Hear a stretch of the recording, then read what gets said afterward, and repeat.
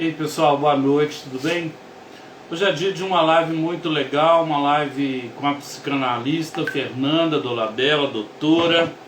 Fernanda que realiza um trabalho em escolas públicas, particulares, ela que tem experiência para falar sobre esse tema de hoje, que é a autolesão. E a gente já está chamando a Fernanda para entrar num momento de muito aprendizado. Aprendizado porque, como diria Paulo Freire, ele dizia que a gente aprende a cada momento e que o aprendizado gera a pedagogia da autonomia. Oi, Fernando, boa noite. Boa noite, professor. Realmente, a pedagogia da autonomia, isso aí. Nós temos que prosseguir, né? Então, a caminhada não pode parar. Fernanda, tudo mudou, né? Depois Tudo desse mudou. um ano de pandemia. Um fica em cima, o outro fica embaixo na live, é uma loucura, né? Eu falei assim, gente, é muito gostoso a live no Instagram, mas dá uma aflição, né? Por que a gente não fica diferente forma, né? Mas tá bom, o importante é que a gente tá junto, né? É A isso aí? gente saiba que esse estilo patriarcal aqui, o fato de eu estar aqui por cima, não representa poder nenhum. Você recebeu o livro hoje, Mulheres Educadoras? Entendi. Eu quero falar sobre as suas obras, claro. Esperar um pouquinho. Vamos esperar um pouquinho, né? O pessoal ainda está entrando. Isso. Quero Fernando, falar. enquanto o pessoal entra, eu gostaria que você falasse um pouco da sua prática, porque depois a gente repete isso lá na última pergunta. É, Doutora Fernanda Dolabella, Doutora Autoestima, que é o seu canal no YouTube, não é isso? Me conta desse eu canal. fui nomeada, sim. Eu fui nomeada, né? É o canal do Doutor Autoestima, Fernanda Dolabella. Procurou, encontrou, não tem erro, né? Mas a minha prática, ela é bem dinâmica, viu, Paulo? Eu tenho estado em vários locais ao mesmo tempo. Eu nunca trabalhei tanto. Tenho muito prazer em fazer tudo que eu faço. Estou muito feliz, né? E ao mesmo tempo me sentindo muito útil nesse momento desafiador, porque não está fácil. Então, quer dizer, entramos em pandemia o ano passado, o que a gente achou que fosse durar, às vezes, um mês no máximo, né? Aí passaram-se um mês, 2 meses, e aí foi se estendendo o prazo e já fizemos aniversário de pandemia, né? É, Olha que ironia do destino, aniversário de pandemia. E nós devemos estar atentos a deixar o nosso coração em paz, porque não é uma decisão de cada um, e sim uma coisa que aconteceu, né? Mundialmente falando, aconteceu. Então a gente tem que agora se preservar, se cuidar, né? Preservar as nossas energias, cuidar da mente, cuidar do corpo. E eu vou falar um pouquinho da minha prática, né? A minha prática é tudo que eu faço hoje na minha vida. Eu faço porque eu gosto, porque eu amo, porque verdadeiramente eu tenho prazer, né? Eu comecei como professora, eu fui privilegiada, na verdade, pela vida. Não porque eu me dedicasse ou porque as portas se abriram para mim, mas porque Deus permitiu que eu chegasse nesse lugar que eu estou hoje, né? É um lugar dinâmico, que eu tenho contato com pessoas, que é o que eu gosto de fazer, estar em contato com pessoas, estudando a mente humana, conhecendo melhor as possibilidades de cura, de autoconhecimento, né? Entendendo um pouco aí a formação do psiquismo, até onde a gente pode ir com essa nossa mente grandiosa. Isso me dá muito prazer. Mas eu comecei como professora, eu fiz pedagogia, né? Claro, e comecei a trabalhar como tal desde que eu comecei a estudar, que também foi um outro privilégio, estar na sala de aula. É um vício, né? Mas eu é, gosto disso. Fiz psicopedagogia clínica institucional, trabalhei um período na área, e aí vendo a demanda das crianças e também de outras pessoas ao meu redor, eu tive a oportunidade de estudar psicanálise. E aí eu comecei a fazer o curso de formação. que foi assim um divisor de águas na minha vida, e eu senti que eu podia ser muito mais do que aquilo que eu era. Não em termos de me vangloriar, mas de ser útil para a sociedade, principalmente no meio social onde eu estou inserida. Então, ali eu posso ser diferente de alguma forma, né? Contribuir. Que eu acho que isso aí é o que todo mundo deve buscar. Eu me encontrei na psicanálise. E aí eu fiz outras graduações, né? Eu fiz pós em neurociência, eu fiz pós em psicanálise, eu fiz pós-graduação em psicologia do desenvolvimento infantil, eu também fiz em psicologia do acompanhamento familiar e hospitalar, que eu, assim, nesse momento, né, tem tido tanta utilidade, porque as pessoas estão tão vulneráveis, fragilizadas, sensíveis. Por que não nos capacitarmos para poder estender as mãos, que eu acho que isso é válido, né? Nem que seja por uma terapia breve, que a gente sabe que é algo emergencial, que é para agora, para o momento, né? A gente espera que toda pessoa que vem a nós em busca de uma solução, de um amparo, fique com a gente um tempo até que realmente ela se sinta segura e ressignificado as coisas na vida dela. Mas a gente sabe que em momentos emergenciais é aquele aliviar de angústia do momento. Então, eu achei que essa minha formação me ajudou nesse momento atual, né? Eu fiz psicanálise positiva, que é um pouquinho de neurociência e física quântica, né? Eu já tinha feito neurociência. Então, assim, legal. Fiz pelo Instituto Bittencourt, que é o Dr. Franz. Eu até aconselho e oriento quem gostar dessa área da física quântica, né? É uma proposta desafiadora. A psicanálise está abrindo portas, o campo está crescendo, então a gente pode investir sim. E por que não investir na saúde mental, né? É o que a gente precisa agora, da manutenção. E aí, depois disso tudo, eu fiz doutorado em psicanálise contemporânea. Finalizei em 2019. Foi um curso muito gostoso, né? De muito trabalho, mas muito prazeroso. Eu tive uma equipe muito bem estruturada, colegas parceiros, eu fui muito acolhida, então eu só tenho que agradecer, né? Agradecer em tudo, porque a gente tem que ser grato em tudo, Paulo. Em tudo a gente tem que ser grato. Quando a gente agradece, a graça desce. Foi durante esse processo de estudo da psicanálise que eu te conheci, né? Fui professor da sua filha, uma aluna maravilhosa. Um abraço para Sara. Ela gosta muito de você, tem muita admiração. E trabalhamos juntos na mesma instituição. E trabalhamos. Foi uma honra poder te conhecer nesse momento. E eu sei do seu engajamento com uma coisa que a gente tem que fazer, que é o cuidado, que é cuidar, sobretudo, do educador. Olha essa palavra, educador. É uma pessoa que educa as pessoas a lidar com as suas dores. Não é, Fernanda? E educar você a pessoa que educa. Coisas, né? O educador e a psicanalista. Como é que foi isso? O Willer está aí entrando. O Willer é professor lá do Colégio Santa Maria, coordenador lá. Prazer, de uso. Prazer. E também a professora doutora Tânia Levada, é especialista em inclusão lá de São Paulo. Lockdown total na cidade dela. Vamos lá. Tem um tanto de gente legal aqui. Essa live depois, Fernanda, ela vai para 140 diretores de escolas, públicas e privadas.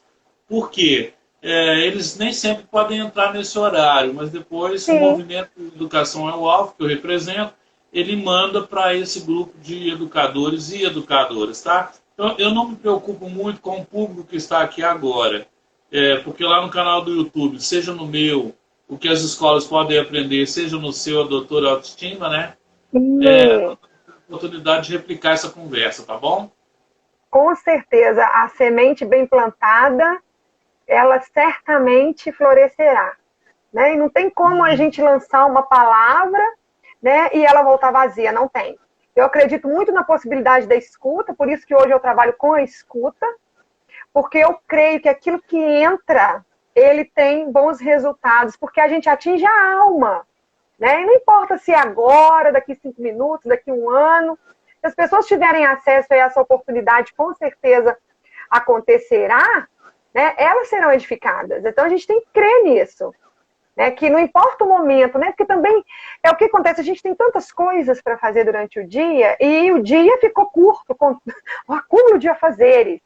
E aí, se dispor, às vezes, para uma live, é adiar, às vezes, um banho, um lanche, um cuidado com a criança, né, com a administração da casa, e a gente entende isso. Embora priorizar também é essencial, mas a gente entende, como seres humanos, né? Mas, ô Paulo, a educação precisa de amparo. Né? Eu ainda sou professora, né, do Fundamental 1. Eu escolhi permanecer na sala de aula, porque eu não quero perder esse vínculo com a criança. Ah, Fernanda, mas você podia ser outra coisa. Podia, mas eu não quero. Eu tenho uma clínica bem acolhida, porque eu tenho clientes, mas eu acho que a nossa vida vai além disso, né? E por que não da criança que é trabalhar ali com aquela parte onde você está cara a cara com a formação da estrutura psíquica dela? Por quê? Né? Como a turminha, por exemplo, esse ano que me foi presenteada do 5º ano. Por quê? Fernanda, não vou deixar de ter esse privilégio. Um dos motivos que eu tenho admiração pelo seu trabalho é esse. Você prega o que vive e vive o que prega, porque você está dentro da escola e está na clínica. Isso. Então, aquele ser que aparece para você na escola, ele tem uma dimensão, vamos dizer assim, maior quando você também acolhe lá na clínica. Ou quando acolhe a família. E é por isso que nós estamos fazendo uma parceria aí, que pelo menos uma vez por semana nós vamos conversar aí, né? Vamos Tá bom? sim. Tá começando uma parceria válida. Isso! Tá os meus alunos agradecem, eles ficam, professor, mas assim, nós decidimos de última hora, não foi, Paulo? Conversamos ontem e no momento vamos fazer, então assim, não deu tempo para a gente divulgar, e também a gente não preocupou tanto com isso, que a nossa preocupação foi estarmos juntos, que eu acho que a gente gostou, então vamos ter um momento com a gente ali, né? É a cultura do encontro, né? Porque já tem muito desencontro aí pela vida, é bom encontrar. E eu quero te fazer uma pergunta, legal, que de acordo com a sua experiência aí, quais que são os principais fatores que levam uma criança, um jovem à autolesão, que é o tema de hoje? Olha, é um tema assim que requer muita atenção, essa autolesão, que também nós chamamos de automutilação não suicida. Não que isso não possa acontecer, porque num descuido, né? Por exemplo, ao cortar-se um pulso, por exemplo, pode pegar numa artéria, né? E aí o pior pode acontecer. E essa autolesão, né? Essa automutilação que nós chamamos de síndrome do Cury, que está aí presente nas nossas vidas e nem sempre nós mensuramos a importância disso e da atenção que precisa. Nós temos enfrentado isso diariamente nas escolas, nós temos enfrentado isso na clínica e muitas vezes debaixo do nosso nariz, né? Com um colega, um parente, né? Um conhecido, e as pessoas não têm dimensão da gravidade, né? Da automutilação, dessa autolesão. E pelo DSM-5, né? Que é um manual de diagnóstico de transtornos, está lá classificado como um transtorno mental, né? É uma patologia e precisa ser tratado com seriedade. Então, nós estamos enfrentando isso no Brasil, está numa vertente crescente, né? Crescente. Logo quando situações da vida cotidiana começam a ficar complicadas e as pessoas não conseguem dar conta desses problemas, aí vem essa angústia que oprime o ser humano por ele não saber enfrentar as frustrações, né? Aquela problemática toda, porque de alguma maneira a estrutura dele ficou deficiente. E aí vem outras possibilidades, como fracasso na escola, que pode ser uma reprovação, um bullying pode ser um fator, né, dessa autolesão, que leva, né, os nossos jovens e adolescentes a terem contato com essa autolesão, e que tem magoado profundamente a sociedade. Famílias não estão sabendo lidar com essa situação, não sabem por onde começar, e por muitas vezes os pais se desesperam, essa é a verdade, os pais se desesperam, às vezes gritam, privam as crianças e os adolescentes, os seus jovens, de algumas coisas, e o privar não é a solução. Embora nós sabemos aí, que eu vou entrar nos fatores, que são muitos, né, além desses aí, nós sabemos que o privar não é a solução, embora os pais podem ter um cuidado maior, tirar os objetos cortantes, próximos, né, os que perfuram, coisas que podem levar à automutilação, mas nós sabemos que os fatores, além do bullying, que é uma violência, né, às vezes sofrido na própria casa, na escola, frequência de baixa autoestima, que leva a princípios depressivos, sofrimento moral e emocional, né, sentimentos de culpa, aí a pessoa passa por pela inconstância de sensações, né, e emoções descontroladas, como tristeza, alegria, insônia, ansiedade, medo, e ela vive aquele misto de coisas, né, frustrações, aquela sensação de culpa excessiva, né, por alguma coisa, o não saber gerenciar isso tudo, né, é uma disfunção mental. E aí causa até confusão, alucinações. São os fatores. Esse dano físico, ele tem a ver com um dano no consciente ou no inconsciente desse sujeito? Tem a ver. Com dano no inconsciente, claro, né? Porque são as nossas pulsões vibrando aí no nosso inconsciente. Né? O nosso psiquismo aí, ele tem um confronto de coisas que nós dominamos e de coisas que nós não dominamos.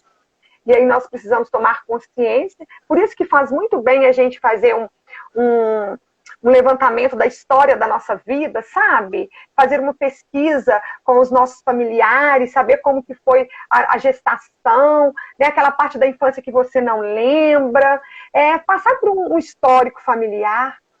Muitas coisas vêm em forma genética. É bom a gente saber quem são os nossos antepassados, né? E aí vem tudo isso para poder agregar no sujeito que eu sou. Então eu preciso de me conhecer. Lembrando que a gente nunca vai estar pronto, que todos os dias a gente se faz um pouco, a gente se conhece um pouco, e nós só estaremos prontos no dia de fechar os olhos mesmo, né? Então, a gente vai se fazendo e se reconstruindo todos os dias. Mas essa nossa parte consciente e inconsciente faz parte. Eu tenho uma curiosidade que é assim, qual faixa etária? Porque muita gente fala assim, é o jovem ou o adolescente. Mas parece que isso está acontecendo também com crianças. Eu queria que você, além de professora e educadora de criança, é também psicanalista dessa faixa etária e de todas as outras. Mas assim, tem essa intenção suicida mesmo nessa faixa etária, seja criança, adolescente? Na verdade, a intenção é tirar a dor que sufoca, que oprime, né? É muito legal tirar assim, a dor. Entender isso. E funciona como uma compensação. Agora, a faixa etária é entre adolescentes, né? Que vai assim dos 12, né, até os 20 anos, na maioria dos casos. Mas nós já temos aí casos de crianças e nós temos muitos casos de adultos e adultos jovens, né? Eu acredito, Paulo, que o sofrimento não escolhe idade, né? E a formação e a estrutura do seu psiquismo vai determinar como você vai reagir diante das dificuldades. Então, a história da sua vida está embutida aí. Quem, de fato, você é como sujeito? Né? Em cima de que você foi formado? Né? Qual é o seu meio social? O que ele te implica? Né? Nós sabemos que o nosso meio social é a família, depois a escola, né? Porque tem aí futuramente um caminho a ser percorrido. Mas a dor não escolhe idade. E está crescendo nas escolas. Está crescendo. Tem uma pergunta aqui da professora Annelise, ela que recebeu o prêmio de Mulher Educadora esse ano. Vou aproveitar e já vou dar um spoiler aqui de uma coisa que vai acontecer em 2021. Ai, que coisa linda, gente! Parabéns! Ela que é uma das autores desse livro que você recebeu na sua casa hoje. Ai, vou mostrar, peraí. Gente, eu fiquei assim, extasiada, né? Porque em tempos de pandemia, a gente receber um mimo, ser mimado, olha aqui. Não tem preço. Então, ó, vou mostrar, hein? Recebi, fiquei feliz. Livro, e é também do livro de educação infantil. Ó, muito obrigada. Farei leitura com prazer, tá? Ela está fazendo uma pergunta para você. Vou responder. Vou comunicar na rádio, tá? Vou falar da literatura na rádio. E se alguém quiser comprar esse livro, faz contato com a Annelise aí, que ela tem lá, tá? Para vender da conta dela.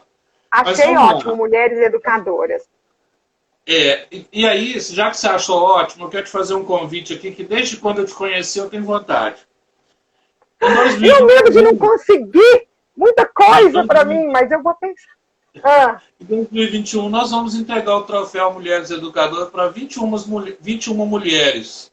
E detalhe, 20, né? Porque você já é uma, tá? Então eu já vou te comunicar. Oh, delícia! A gente entrega esse troféu, que é chamado também de troféu Malala, porque o troféu tem o turbante da Malala desenhado.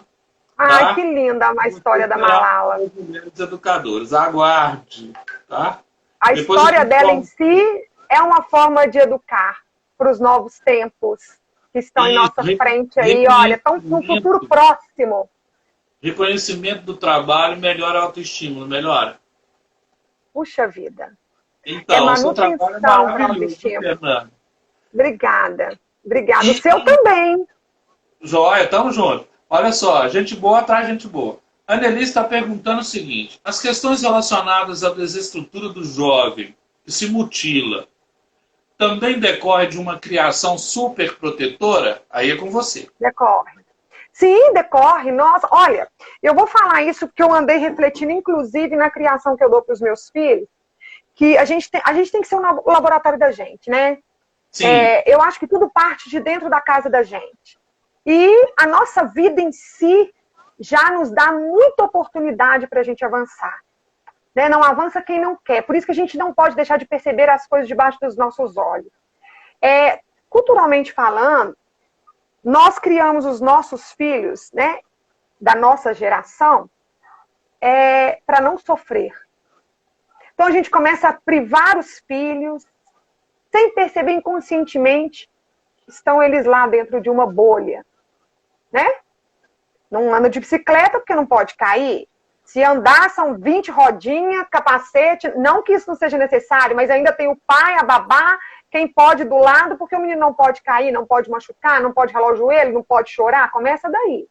Né? Vamos lá. Isso é de pais helicópteros que ficam em cima dos filhos e tal? Não é? Pode ser. Eu não conhecia essa expressão, não, mas gostei. Mas eu posso ir antes, quando a fase é do bebê, né? Que a mãe não espera nem o bebê pedir o leitinho gostoso e ela já tá lá oferecendo o seio materno de 5 em 5 minutos, né? E aí o bebê chorou, nem é fome, às vezes é uma fraldinha, é uma cólica, é uma dorzinha, tá a mãe lá. Então a gente cria os nossos filhos para estar o tempo inteiro suprindo as necessidades.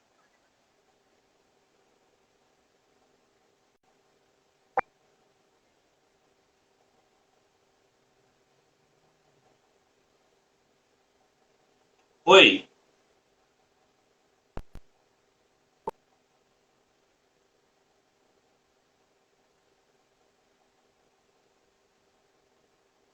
Tá ouvindo bem, pessoal? A Dani, que é neurocientista, que também é autora desse livro, ela está falando que cair é necessário.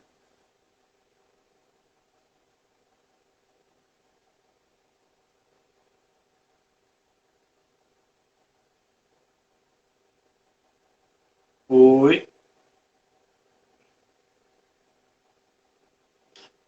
Travou um pouquinho aqui, eu vou chamar novamente a doutora Fernanda. Ó, a professora Tânia também está aí, a autora do livro. Estou chamando de novo a Fernanda, gente, só um momentinho. Travou aqui.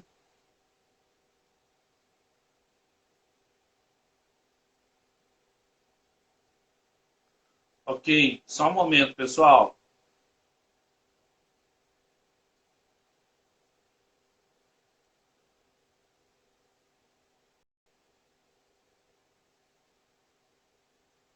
A conexão anda assim atualmente, mas o que nós estamos falando é de autolesão, automutilação. A doutora Fernanda, que é psicanalista, está trazendo para nós grandes ideias sobre isso. Ela está falando que a autolesão é uma dor que está na alma, né? Ela também está falando que atende essas pessoas no consultório. Ela é professora do Fundamental 1, então ela também conversa com esses estudantes na escola. Então, é muito legal ouvir a experiência de quem está na escola, quem está no consultório, de quem é mãe. Então, ela está falando de coisas que ela vive. E é muito legal quando a gente conversa com alguém que tem essa experiência teórica, mas que também tem a experiência pragmática, prática, no dia a dia, né? Que tem chão, que tem experiência naquilo que está falando, né? Então, a doutora Fernanda caiu aqui, mas a gente está voltando com ela, tá? Eu já a convidei novamente. É a conexão, né, gente? A gente sabe como que anda por aí. Tem uma questão aqui que o Willer está levantando, né? Que é o seguinte, professor Willer, como professor de ensino religioso, pensando no momento de agora da Semana Santa, né? A questão de várias experiências de autoflagelação, será a questão da mutilação também passa algo semelhante? Então, tem gente que se mutila, não é? Então, realmente, essa dor, né, essa tristeza, essa solidão que a própria pandemia trouxe, os jovens estão querendo dialogar com alguém, e aí essa solidão, essa falta de diálogo, de contato, pode levar o jovem a esse sofrimento. Mas quem entende mesmo do assunto é Fernando. Voltamos. Aqui, esses problemas de tecnologia. Ai, Jesus, esse sinal do satélite. Vamos embora. Tamo junto. Uso do álcool, uso de drogas, um comportamento assim socialmente que as pessoas às vezes ainda têm preconceito, como o piercing, como a tatuagem, ou como até a escolha sexual do sujeito. Isso pode gerar uma tristeza dentro dele para ele querer cortar o próprio corpo, doutora Fernanda? Pode. Pode, porque nós somos sujeitos à espera da aceitação do outro e da nossa própria aceitação. A gente vai em busca o tempo inteiro de ser aprovado de alguma forma. Não é? Por alguém. Isso. Você precisa ser inserido em um determinado grupo, não é? Criar afinidades, buscar pessoas para o seu vínculo. E aí, quando você é frustrado, né? Isso dói a alma. Claro que pode. Se você não souber lidar com isso, né? Com esse desamparo, porque de uma certa forma é um desamparo. No mundo onde se fala em inclusão, nós vivemos a exclusão de várias formas. Pode levar o sujeito, sim, à autolesão, a desenvolver a síndrome do Cury, né? Que ela pode ser desenvolvida de várias formas. Né? A mais provável está vinculada aos traços depressivos. E leva uma pessoa a uma instabilidade emocional muito grande, que faz com que ela não suporte essa dor e vá em busca de uma compensação, onde a dor física ela vem para superar a dor psíquica, por não saber lidar com esse sofrimento. Então, ela passa por essa proposta de ferimento no corpo físico, né? Nossa, isso é muito forte, né? Doutora Fernanda, como é que é essa síndrome? Explica um pouco para quem está nos ouvindo e para quem vai ouvir depois. A síndrome do Cury? Então, ela é uma síndrome que a pessoa começa a praticar a autolesão, por não dar conta de suportar o sofrimento, aquele momento difícil, aquele desconforto que ela está passando. Então, a gente precisa... Eu até estava falando isso antes de cair, que a nossa família é um laboratório e nós precisamos de ter uma atenção especial para isso, porque eu me vi errando várias vezes e depois eu fui na busca do reparo, né? Porque a gente tem que ir lá e reparar enquanto é tempo, né? E aí saber que os nossos filhos têm direito à escolha, eles podem ir ali sofrer um dano também, porque não? Eles podem errar, porque eles também têm que aprender que nós, como pais, erramos, né? E isso aí é algo sério que a gente precisa de mostrar para eles que nós somos seres humanos. Não tira a sua autoridade de pai e mãe por isso, né? Nós devemos saber a forma como dialogar com os nossos filhos para eles compreenderem isso e que as falhas são humanas, elas existem e nós vamos continuar falhando, mas o importante é não parar. Nós devemos querer ser melhores todos os dias. Eu acho que é aí que mora a chave do sucesso. É você não se conformar nessa condição de oprimido, ou porque você errou e não está sabendo sair daquela situação, é buscar ajuda, né? Por isso que o diálogo, ele abre portas para a cura. Joia, o professor Willer está perguntando o seguinte: como ajudar o jovem a perceber que ele pode sofrer, pode chorar e precisa se cuidar? A roda de conversa na escola ajuda a minimizar essas diversas dores? Aí tem aqui, ó, sou tia e vejo esses traços, aqui já é a Faela Silva. Sou tia e vejo esses traços em algumas sobrinhas. Como posso ajudar, uma vez que os pais não aceitam que é necessário a ajuda de especialistas? Então, nós temos aqui duas perguntas que têm a ver com a minha.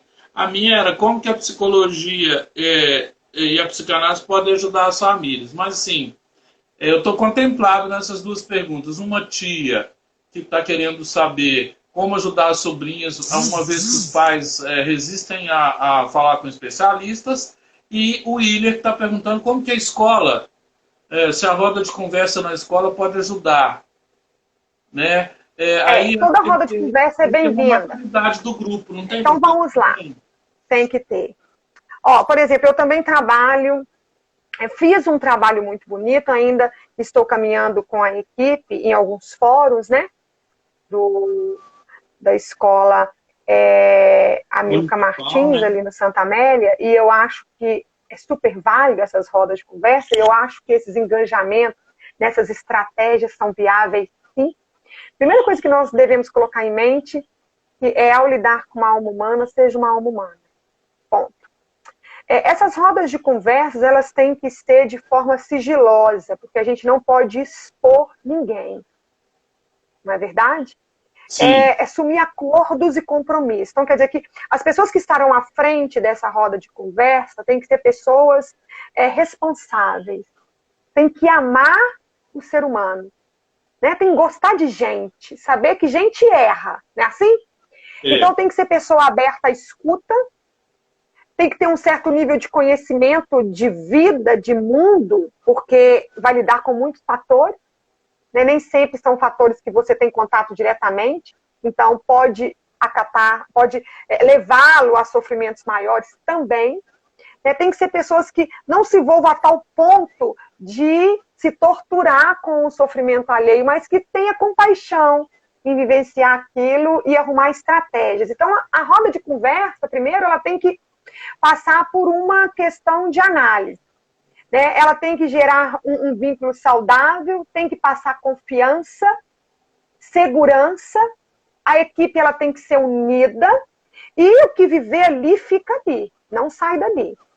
É um grupo de apoio, eu acredito. É um espaço aberto onde o adolescente e o jovem ele tem a liberdade de se manifestar.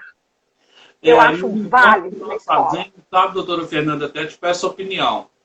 nós temos um acordo que chama DPC, daqui para a cova. Ou seja, acabou aquela reunião, ninguém pode falar dela mais.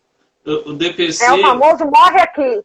Morre aqui. Os jovens gostam desse tipo de acordo, porque acordar é dar cor para a vida deles, né? Não pode ficar uma vida cinzenta, né?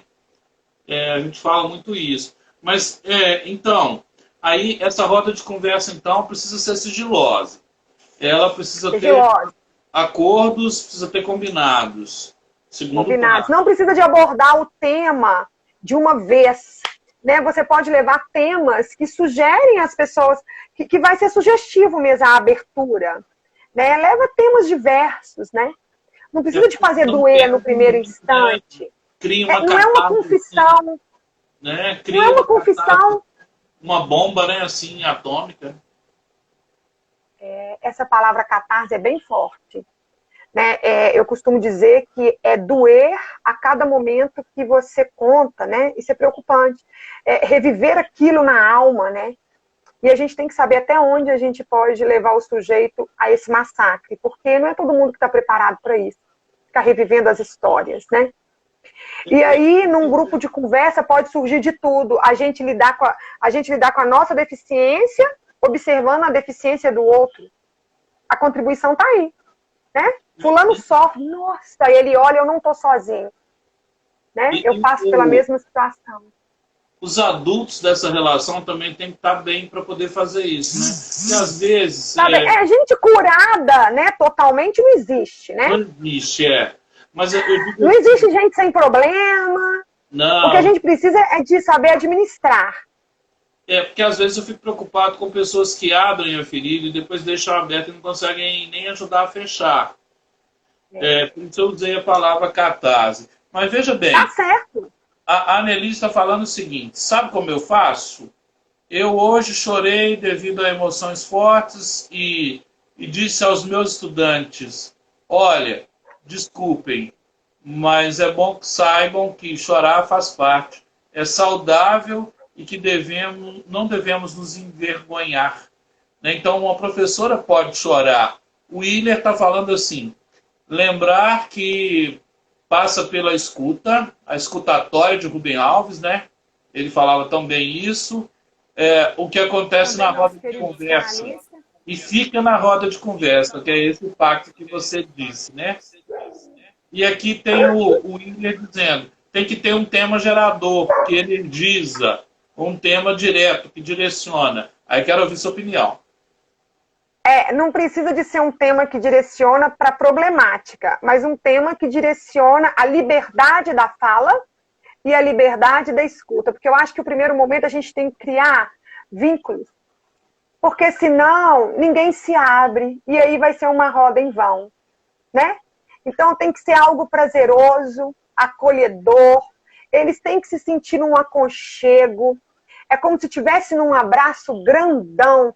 Né, e que ele fosse afagado, olha, um afago, né, e aí sentir-se seguro.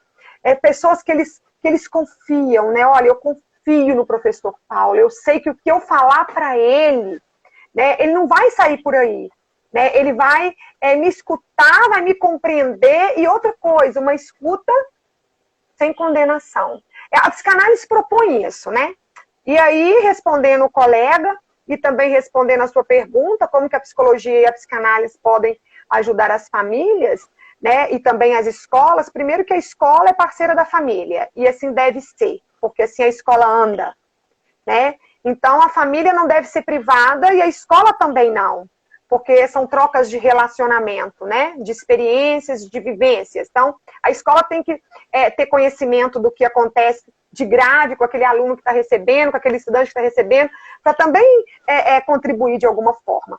E a família precisa de estar ciente das coisas que acontecem na escola, porque a escola não pode segurar essa responsabilidade sozinha, né? Então, nós falamos que a escola e a família são parceiros. São parceiros do bem. Pessoas engajadas na mesma causa, de proporcionar uma qualidade de vida melhor, não somente para o educando, mas também para a família. É algo que vai além da estrutura da sala de aula. E hoje nós estamos vivendo isso nesse formato virtual. né? Porque a escola está na casa de todo mundo. E ela existe. E não é porque a escola está na casa, fora das paredes, que ela deixou de ter manutenção, porque não, né? Cada um no seu modo, no seu formato, mas tem-se a preocupação com o seu estudante. E aí, a psicanálise é... Nós vamos voltar para uma escola onde o toque vai ser uma coisa que vai ter que ser disciplinada, reordenada. Nunca mais seremos os mesmos. Tem aquele abraço. Adolescente adora, né? Abraçar o outro, o colega. Adolescente nada, professor. Eu também gosto. Eu gosto de abraçar, sentar lado a lado, andar de braço dado. Eu sou dessa fase onde os meus amigos todos deitavam um em cima do outro. Né? É gostoso ter contato. No jogo do Cruzeiro, o Thiago adora fazer bagunça, que nem eu, porque nós somos cruzeirenses até. Então a gente tá lá, pois é. Estamos juntos, sofrendo, mas assim, para fazer essa pergunta, olha, o corte, que é uma pergunta dos professores, o corte, ele gera prazer ou ele é a expressão de um conjunto de dores que o indivíduo tem? Ou são as duas coisas? Essa síndrome confirma o que psiquiatras já falam, psicólogos, psicanalistas, que é resultado do estudo de Freud. A dor física, ela é suportável. A dor moral, emocional, aquela dor na alma, muitas vezes não é. E aí vem-se a barganha da dor física pela moral, a moral pela física. Por esse motivo tem-se essa substituição, sabe? Me preocupa muito ver adolescentes e jovens nessa situação, porque a maioria deles estão em estágio depressivo. Primeiro eu quero dizer que nós, enquanto criança, enquanto adolescentes, carregamos as angústias dos nossos pais. Carregamos as angústias do meio social onde nós somos inseridos. Né? A ciência ainda não desvendou totalmente que mecanismo no cérebro, né, que leva à autolesão, mas nós sabemos que está conectado aí às nossas atitudes, ao comportamental, né, do nosso afetivo social. Por isso que muito se fala agora em gerenciamento das emoções, é por causa disso. As escolas já estão adotando, que já tinha lá, né, nos quesitos das competências e das habilidades, mas que não era ainda praticado. Olha, esperou um momento de pandemia, doer aí na sociedade para a gente andar, para a gente caminhar. E aí, eu até li falando sobre o corte, essa parte da recompensa que libera a endorfina, o hormônio também que causa a sensação do bem-estar, do prazer, mesmo quando você faz atividade física, uma academia, uma caminhada, né? Assim, quando você pratica meditação, e aí esse hormônio camufla a dor psíquica. Olha isso, porque dói, né? Não é que aquele prazer de, né, desejoso, a ponto de, né? Não, é uma substituição para diminuir a necessidade de aumentar aquela frequência de dor emocional. Aí, primeiramente, aquela sensação de euforia e depois vem a do arrependimento, a da culpa. E aí, essa sensação de culpa faz com que a pessoa pense, não consigo sair dessa situação, pratique novamente o ato da autolesão, que já desencadeou a síndrome de Curie. Isso aí é fato. Algo sério, né? Tem que ser tratado, tem tratamento. Quanto antes prestar atenção nesses jovens, melhor. Prestar atenção em tudo que eu falo, na aparência, né? Se ele está muito trancado, escondido, se ele está se sentindo anulado, se ele está antissocial, se ele está usando muitas roupas de manga, é bom observar, porque normalmente eles praticam em lugares mais escondidos, virilha, braço, axila, né? É assim, né? Nas partes íntimas. Então, são lugares escondidos, onde ninguém vai ter acesso, onde eles podem esconder, porque eles também não querem sair por aí mostrando isso, né? Então, cabe à família prestar mais atenção. Então, quanto antes começarmos um tratamento, mais rápido os nossos jovens vão melhorar. A gente tem que ter essa consciência, né? e não deixar passar. Então, doutora Fernanda, eu quero te fazer um pedido. Fala um pouco do seu trabalho com esse público que pratica autolesão, assim, um pouco de, vamos dizer assim, histórias, narrativas que deram certo e até aquelas que também não deram, porque não é que a gente consegue sucesso sempre, quem dera, né? Mas, assim, como é que está o seu trabalho? Eu sei que você dá palestra, eu já te convido para dar palestra no Movimento Educação Alvo, tá? Vamos! Remunerada, Delícia! barato. Não, a gente tem que ajudar o pessoal. Mas, assim, o seu trabalho de palestra, de consultório na escola, fala um pouco daquilo que você faz quando percebe. Eu me lembro de um aluno que chamava Gustavo, vocês não sabem nem de onde ele estudou e nem qual colégio, então eu posso falar. Gustavo usava umas blusas assim, um baita de um verão, tá? Eu vou chamar de G, o Gustavo. G, ele andava com blusas muito quentes no verão. Então, aí eu perguntei para ele, então, tudo bem? Está sentindo frio? E ele teve coragem de me mostrar o que estava acontecendo devido a uma relação dele com a namorada que não andava bem. Né? Então, essa observação, essa contemplação do educador, você que é educadora também está no chão da escola, isso é que eu admiro muito, né? Isso é honrável e eu honro o seu trabalho, viu, doutora Fernanda? No consultório e na escola. Tive a oportunidade de trabalhar com você, sei da sua competência. Diga para nós, como é que é o seu trabalho? Primeiro é tentar uma honesta aproximação. Honesta que eu falo é ser verdadeira nessa aproximação. Não é aproximar só porque tem uma intenção de descobrir o que você já sabe. Né? É uma honesta aproximação. É perceber que aquela pessoa, ela precisa de estar em contato com alguém. E também que não pode ser qualquer pessoa. E também não pode ser de qualquer forma.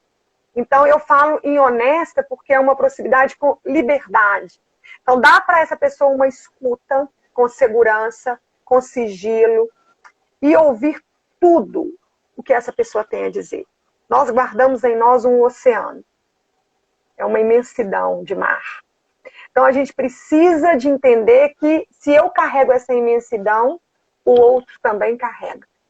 E aí eu tenho que me preparar, né? Claro, eu tive todo um suporte aí, ainda continuo tendo, né? Eu faço análises periódicas, eu sou vinculada a uma sociedade psicanalítica que chama Minha Esperança, onde ela me dá toda uma estrutura, né? Onde eu sou acompanhada também, porque é importante que um psicanalista, antes de se envolver com essas abordagens, ele esteja acompanhado e se cuide, porque senão eu posso me deparar com o meu problema e não dar conta, né? E aí eu vou arrumar outro problema, e aí quem vai solucionar? Então a primeira coisa é essa aproximação com honestidade. Eu não vou me aproximar de alguém se eu não estou bem, né? Como você disse. Eu não preciso de estar sem problema, porque isso não existe. Eu preciso de estar em paz comigo, administrando tudo. Aí eu consigo. E aí ser acompanhada, como eu sou acompanhada na sociedade, eu faço análise de supervisão de alguns casos mais complicados. Então eu tenho todo um suporte. Eu estou sempre reciclando, né, os meus conhecimentos, porque eu acho que quanto mais você acha que está correndo atrás, parece que você vai distanciando. É tanto que a gente tem para ganhar, então a gente não para. E aí dá escuta a esse sujeito, né, que no caso ele já é um paciente, porque quando ele vem até nós, né, da clínica, ele já passou pelo psiquiatra, normalmente, na maioria dos casos. Ou então a gente faz a indicação, olha, precisa de buscar um acompanhamento, porque aí já é um estado depressivo, ele precisa ser medicamentoso, porque senão não evolui. Né? Também tem que amenizar o sofrimento dessa pessoa. Uma curiosidade, quando vai medicar, muitas famílias resistem, né?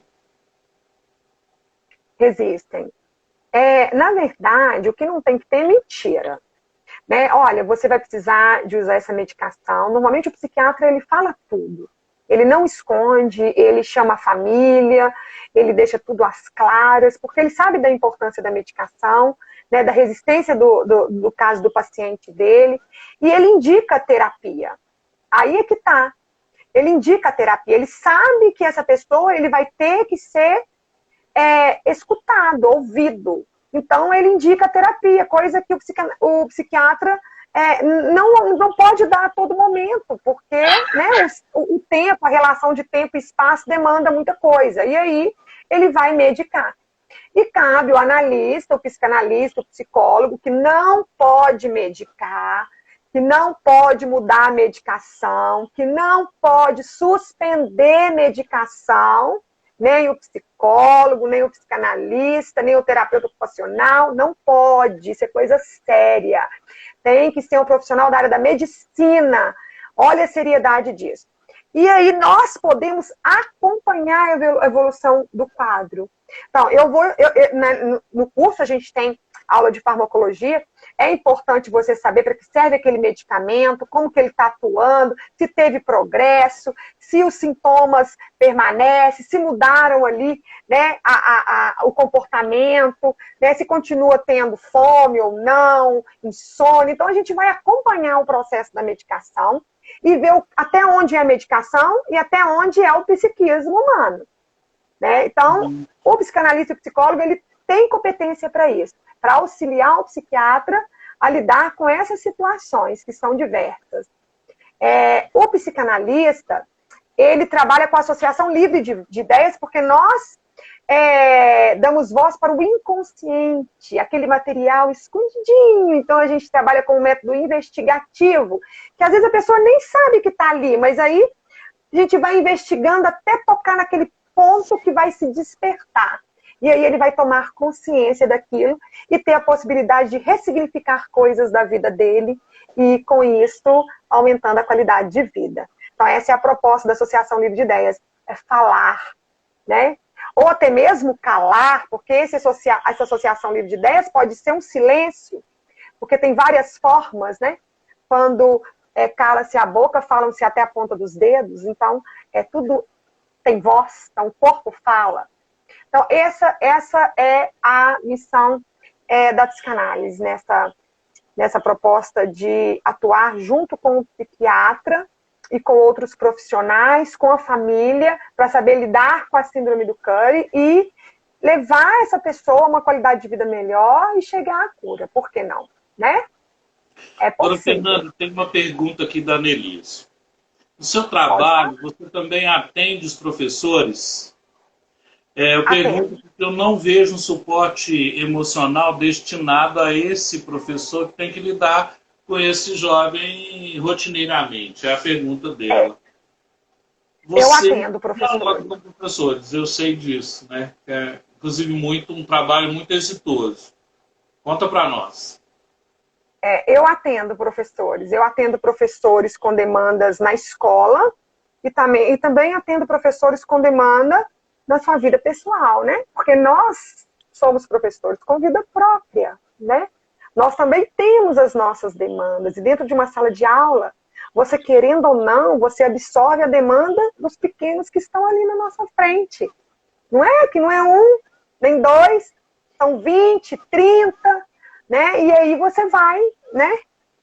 Porque não tem como você ir para sua casa sem pensar no que você vivenciou dentro de uma sala de aula. Porque se você ama a sua profissão como professora, você não consegue distanciar. Determinado vínculo que você assume com o seu aluno, você fica à mercê desse sofrimento, precisa de ajuda. O professor precisa de ajuda. O professor ele precisa de ajuda, ele precisa ser amparado. Né? É um abuso achar que o professor ele consegue lidar com tudo. Hoje em dia, você não é professor mais de ensinar conteúdos. A matemática, o português, a geografia, você não é mais. Então, você hoje ensina a convivência, as relações, não é assim? A comportamento, a gostar, a respeitar, olha isso. Infelizmente, o nosso tempo está voando. Então, eu vou te falar uma palavra. Aqui, eu estou voando. Eu vou falar uma palavra, você vai falar uma frase, ok? Mas quarta-feira que vem a gente se encontra, não é isso? Está combinado? Combinadíssimo, com outro tema. Nós temos um mês de agendamento aí, então anotem aí todo mundo que está participando, que vai vir depois. Vambora. Vamos ter live com a doutora Fernanda ainda, tá? Ela está agradecendo a Annelise pela resposta. Obrigada a você. Então vamos lá. Narcisismo e autolesão. Narcisismo. O corpo, um suporte imaginário daquilo que é real. A gente olha para a gente e quer se achar mais bonito, porque o jovem é assim, né? Tentando traduzir. O Posso jovem ler uma frase de Lacan? Com o outro, ele quer ser mais bonito também, e tá afim de uma menina, aí o narciso dele cai no poço. E aí corta. Esse narcisismo, ele vai além desse apenas se achar bonito, professor. Sim. Nós estamos falando de uma realidade neurológica, né?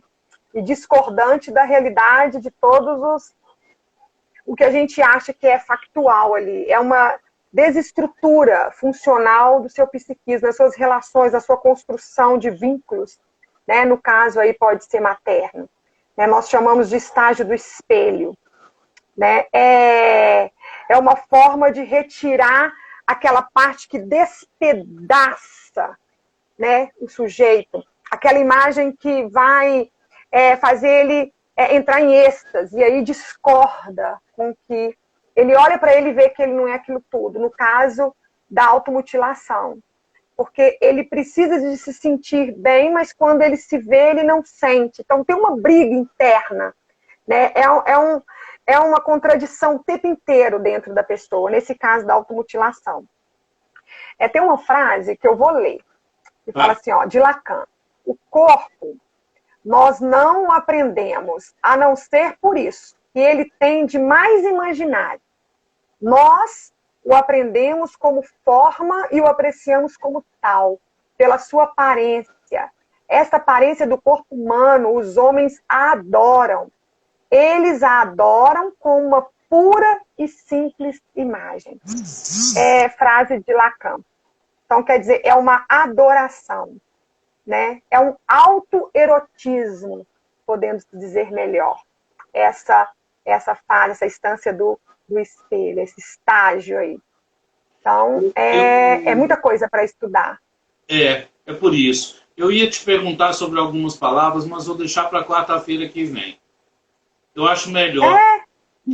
Né? Que eu estava querendo que você falasse sobre a angústia e a autolesão, os temores, a solidão, mas essa eu quero perguntar. Pandemia. Na pandemia parece que a autolesão aumentou, ou essa síndrome aumentou. Você pode falar algo para nós e depois se despedir, deixar os seus contatos. Toda quarta agora a gente vai encontrar, mas né, vamos lá, tem post. Quem está hoje convida para quarta-feira que vem. Quem vê depois aí, quarta-feira que vem, que é dia, vamos falar aqui, Fernando, dia 7, não é isso? Dia 7. Dia 7. Na próxima quarta.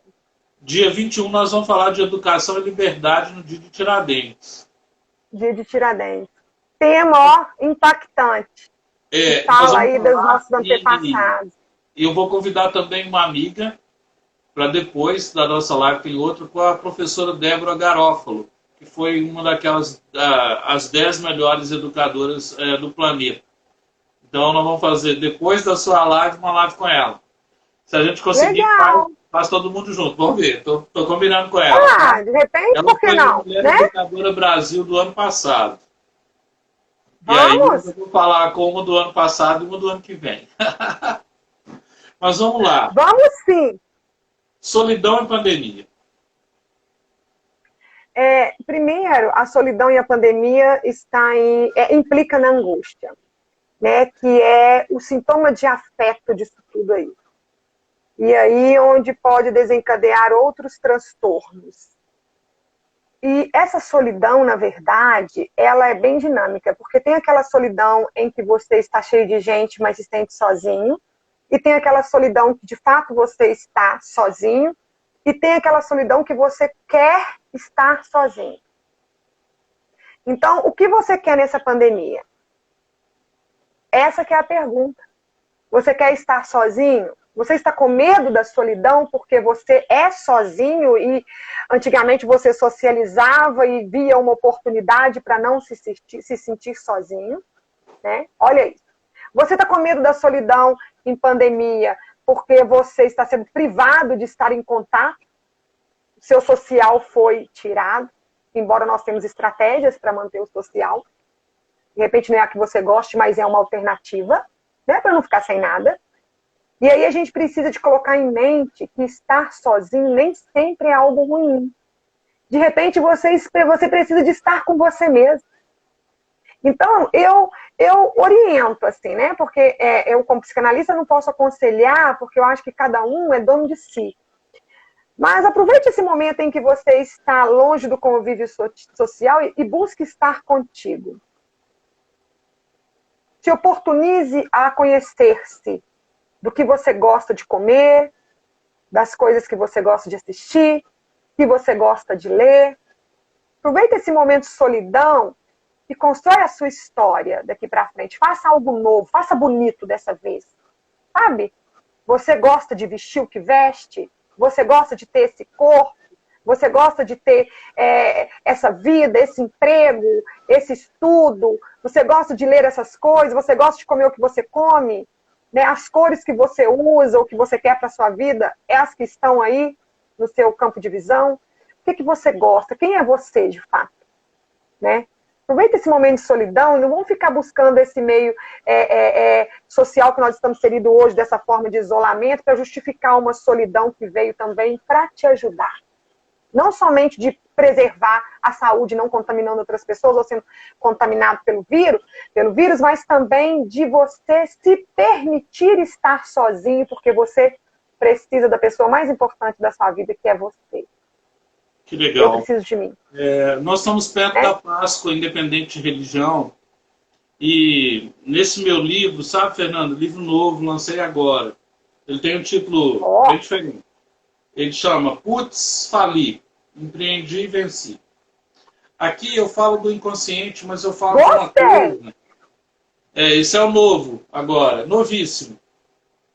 Lancei agora. Eu falo um pouco das falências da vida. Então foi muito bom conversar com você e será daqui para frente, né, nos nossos encontros aqui. Eu quero te agradecer pela disponibilidade e dizer o seguinte: é preciso investir no eu, né? No meio da palavra Deus tem 2 vogais. Eu escrevo isso aqui no capítulo 11. E quando a gente começa a investir no nosso eu, eu sei que o psicanalista nem sempre dialoga sobre espiritualidade. Sobre espiritualidade, sim, não sobre religião. E não é disso que a gente está falando. A espiritualidade é algo que te evolui a ser melhor que antes. Então, a espiritualidade, ela está lado a lado com a psicanálise. Nós precisamos de uma soberania. Independente da sua crença, do seu formato, do rótulo que você carrega, que eu espero que você não tenha rótulos, mas que você tenha a sua divindade, a sua excelência por adoração, que é o que eu acredito. Então, quando se fala de Páscoa, até mesmo para os ateus, para os crentes, não crentes, eu quero dizer assim, o que é a Páscoa para você? Porque cada um tem o seu memorial de Páscoa, né? O que é a Páscoa? Quem é a Páscoa? Né? Se você virar para uma pessoa que é crente em Deus, né, para cristãos, a Páscoa, pelo menos deveria ser Cristo. Né? Para quem não acredita, quem é a Páscoa? Então, tem resposta. Fernando, a Páscoa é Páscoa. Tem um convite para você aqui já. Se você pode marcar uma fala com os estudantes lá do Colégio Santa Maria, eu vou te passar o contato do William e depois vocês combinam. Tá Sim, bom? Com o maior prazer, querido. Com o maior prazer. Então, com o maior prazer. Quero te agradecer. Meu coração engrandece. Engrandece, né? Mesmo. Falar da alegria que eu tô de poder ter essa conversa contigo. Dizer que hoje é a primeira. Eu tô apaixonada. Dizer que hoje é a primeira. E que nós vamos falar de espiritualidade e psicanálise, tá? Vamos colocar lá na nossa agenda. Vamos. Olha que vai dar muita coisa para falar. Espiritualidade e psicanálise é um tema promissor. Também quero agradecer Agradecer Seus pelos contatos. livros. Seus contatos. Agradecer pelos livros. Pelo Yeah. mimo. Olha aqui, gente, que delícia. Pois é, pra gente brindar Não é? aí. Eu tô apaixonada pelo seu carinho, que é tudo que o mundo precisa. De carinho. Sim, tem que Nós ser. precisamos de carinho, de afago. Nós precisamos de cuidado. Isso aqui, ó, gente, é um cuidado. Ele mandou na minha casa. Isso é um cuidado, gratidão. Né? Tudo bem. Que você seja abençoado, você e sua família. Os meus contatos Pois é. Ó, primeiro eu quero falar da rádio, posso, rapidinho? Pode. Então, eu tô com um programa, eu sou locutora da rádio web Minha Esperança, convido vocês a estarem me escutando, a sua escuta é preciosa para mim, a gente fala de temas sobre visão da psicanálise, né? E aí, é uma rádio web, então você pode escutar do seu celular, do computador, você é meu convidado especial, né? O professor Paulo escutou, e aí veio essa demanda do tema. E aí eu estou toda terça e quinta às 18 horas, um horário excelente, na Rádio Web Minha Esperança. Às 18 horas, o programa é Mente Aberta, o nome do programa. Eu que sou locutora lá. E eu gosto, viu? Ô, oportunidade linda que o doutor Zilmar Freitas, que é o presidente da nossa Sociedade Psicanalítica, me deu e eu estou abraçando de corpo e alma. Porque é mais uma forma de alcançar os nossos jovens, os nossos pais, as nossas crianças. Os meus alunos escutam, amam, a minha audiência, graças a Deus, é muito boa, porque os meninos estão comigo, né? E aí a gente pode contribuir de alguma forma. No Instagram, amigos, _ da psicanálise, ou então aqui também onde eu estou. No YouTube, Fernanda Dolabella, doutora autoestima. E estou também no meu contato, pode me chamar no WhatsApp caso queiram falar comigo. 31 é o DDD 998436566. Estou à disposição de vocês, né? Quem quiser bater papo, conversar, precisar aí de um acalento, seja bem-vindo, seja bem-vinda. Fernanda, então, olha, muita gratidão e alegria. Avante. E semana que vem nós temos uma conversa e vamos começar a anunciar a partir da manhã, né? Que aí já agrega tudo. Tá bom? Verdade. Vamos. Deus te abençoe a sua família, o seu filho. Esqueci o nome dele, como ele chama? O seu filho? É Murilo e Laura. Murilo, a Laura. Murilo e Laura. É a Laura? E o seu esposo? Rodrigo. Rodrigo, manda um abraço para ele, agradece porque Muito obrigada. Compartilhou você conosco nessa noite, né? Porque também é isso, né? Não é verdade? Também agradece aí, porque compartilharam você comigo, né? E com os amigos queridos que estiveram conosco. Um abraço, então, tudo de bom. Se alguém precisar do seu contato, eu passo por aqui, tá? E te aviso. Por favor. Tá bom? Estou à disposição. Então, tá. Uma ótima noite. Um excelente feriado, né? Gratidão sempre. Tchau, obrigada.